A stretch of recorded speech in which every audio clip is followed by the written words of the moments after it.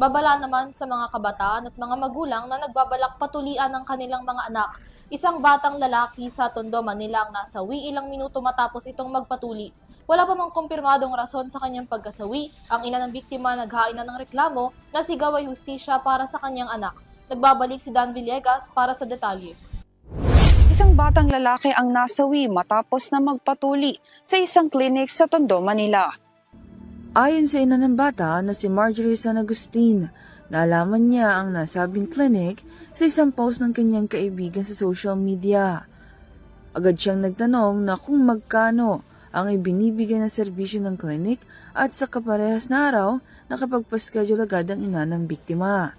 Base sa kanyang salaysay, nung isasagawa ang tuli, tinanong niya ang kanyang anak kung nasasaktan ito. Agad sinagot ng kanyang anak na hindi. Ngunit makalipas ang ilang sandali, tinawag siya ng doktor dahil sa matinding panginginig ng kanyang anak na sinundan ng pangingitim at hirap sa paghinga. Nang maidala naman sa ospital ang bata, ay wala na itong buhay pa. Magsasampa ng kaso ang pamilya ng biktima hinggil sa nangyaring insidente. Hustisya ang sigaw ni Marjorie sa nangyaring pagkamatay ng kanyang anak. Para sa URTV News, Dan Villegas sumasaludo sa bawat Pilipino.